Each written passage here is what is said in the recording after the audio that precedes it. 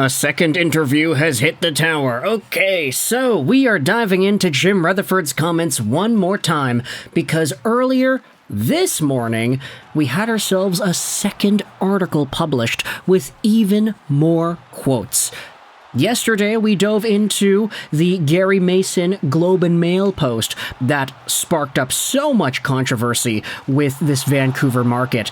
Rutherford confirming the rift between Miller and Elias Pettersson, talking about how problematic it is, and pretty much confirming every worry that Canucks fans had about this organization. The rift affected everything. There were also some comments about how trades could be coming, and it was a really big deal because now I think Vancouver fans are more so in that headspace that's like, yeah, if the Canucks end up trading Miller and Pettersson and Besser, that wouldn't be surprising at all. Everybody's kind of expecting the worst here when it comes to this core sticking together. And Rutherford, hey, guess what? Props to the guy. He was honest about it. And I know there's a lot of conversation about the transparency here, whether or not it was really necessary. Hey, are the Canucks tanking Miller's value by making this whole thing public? And is this diminishing whatever returns they could get? Is it a good thing for the media to officially get word that this does exist and it's a problem? Because now you have Miller getting asked about it in interviews in Nashville and all that. And ultimately, I do think there is value in these quotes being mentioned. Mostly because for me, just selfishly, it's fun to make videos about this stuff because everybody's getting their thoughts in there. Obviously, we love to see the conversations going. But also, I think Halford said it best on yesterday's Halford and Bruff. This was more like a catharsis. It was a cathartic ripping of the Band-Aid that was like, okay, we don't need to beat around the bush anymore. We don't need to hide it. We don't need to try to suppress feelings that are there or that might not be there because this problem is real. It is 100% real. Not fabricated like Miller and Pettersson said it was.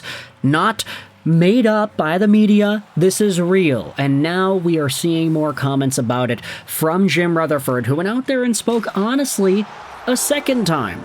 This time to Ian McIntyre. This show is brought to you by ExpressVPN. Go out there and check out Express to get some savings on your VPN, save some money, get some free months, and you're supporting the channel in the process. But also linked in the description of this video is Ian McIntyre's latest article. Jim Rutherford says in an interview that the comments that he made about the Canucks will not affect them. This is nothing new to the team. I like how Ian McIntyre started out this article. He said, "Here in the truth business, it is hypocritical to criticize anyone for being honest." Vancouver Canucks president Jim Rutherford was honest. But the truth can still hurt, and the Hall of Fame head of hockey ops for the Canucks was painfully honest when he said in a story posted Tuesday that the long-standing differences between Miller and Pettersson are irreconcilable, and that the NHL team can't contend for a Stanley Cup with the group that it has. And yeah, way to twist the knife in there, Ian McIntyre, but of course he's definitely not wrong in the way that he's talking about it here. This is where we dive into Rutherford's interview with Sportsnet, because after the commentary that he made with Gary Mason and the Globe and Mail went viral, Ian McIntyre, it's always IMAC going out there getting the new scoops. Let's dive into the second interview. Knowing the tension between Miller and Pettersson and its possible consequences, why did management push to re-sign both players, Miller to a 7-year deal and Petey to an 8-year deal, ahead of the NHL trade deadline 1 year ago? Because these players are top players for us, Rutherford explained, and if you have signed players and it doesn't work out, you're in a better position to get a return for them. In a way, I do kind of fault the Canucks management for some of what has been going on here. Of course, the way they straight up committed all this money to these guys, even though they knew there was some sort of a problem here. There was a commentary from Elliotte Friedman from back in October that we had already spoken about in today's Miller interview video, how according to Friedman, back in October, the Canucks organization as a whole, they wanted their leadership core to be in a spot to push Elias Pettersson to be better. And that main sentiment was, hey, Petey's struggling. He was struggling at the end of 23-24. He was struggling at the start of 24-25. They wanted the leadership group, the Hugheses and the Millers, to go out there and push this guy further. And Noah Strang said it best. If they already knew about the tension, why did they give Miller that role to push Pettersson's buttons more, even though it was a delicate situation? How do you look at their personalities and decide that's a good idea? Adam Kierszenblat then replied, yeah, at the end of October, Pettersson and Miller got into it at practice. Pettersson slashed Miller's stick before Miller cross-checked Petey and called him a baby. And then the incident ended with Garland having words with Miller. The signs have been there all season. But Rutherford says, hey, they're our top guys, so we signed them.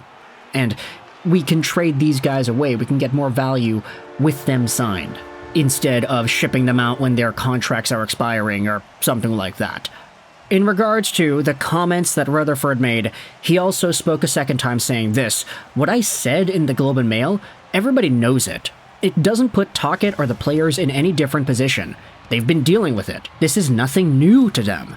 There's no reason for them to feel any different than they've felt all along. What I have said publicly, which pretty much everybody knew anyways, except no one would say it, nothing has changed for the players because the players have dealt with this every day. Asked why the Miller-Pettersson relationship is suddenly untenable after all these years, Rutherford said, I think it's the same as anything. When something goes on for a longer period of time, it has a chance of not working. And people maybe don't work on it as hard, and eventually it just breaks. But, IMAC writes, doesn't this stark transparency undermine the Canucks management's negotiating position on trades? I'm not worried about that, Rutherford said, because if we trade one of these players, we will trade them when we decide to, and when we get what we want. If we don't, we won't trade one of them.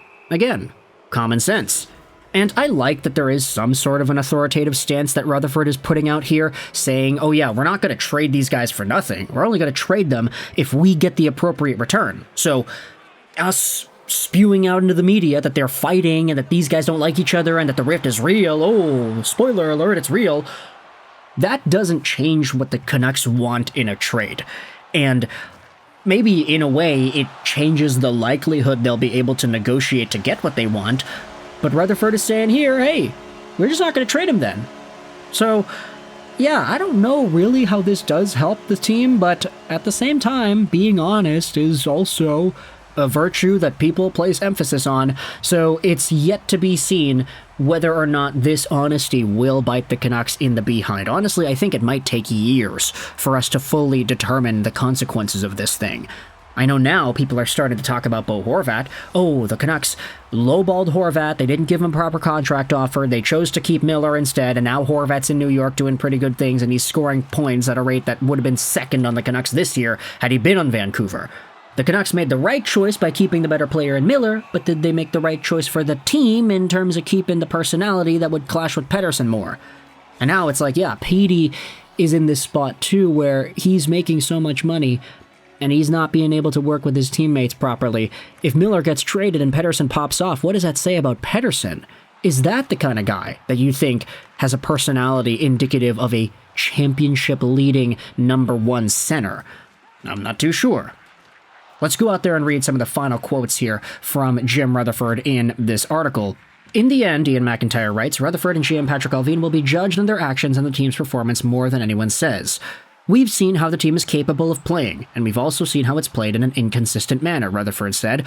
I watch what everyone else watches, and we don't know what we're going to get, but certainly this team is capable of being a playoff team. We'll deal with our team as normal as we can under these circumstances, and it's what I said earlier. If something makes sense for the Canucks in a trade, we'll take a look at it, and if it doesn't, the players will stay and continue to try and work through this situation. I guess, ultimately, there is reason behind what he's saying here. Yes, it's true, the Canucks are not going to accept a trade for peanuts for Miller or Pettersson, but I do question whether or not it was actually helpful for these things to be said in the media. So, ultimately, we'll see. Rutherford Part 2, eh? That's exactly how this 2025 season was supposed to go, right? On the outside of the playoffs looking in, and now everybody's talking about trading everybody. Let's talk about the Canucks later on in today's show when the Canucks play off against the Predators. We already discussed some of the roster lineup notes and everything in the Miller interview video earlier this morning. But for now, let me know your thoughts in the comment section below about Jim Rutherford's second interview, this time with Sportsnet, speaking out about Miller and Pettersson and what the comments that he said means in regards to a trade. Thoughts in the comment section below. I hope you enjoyed this video. 9 and bye.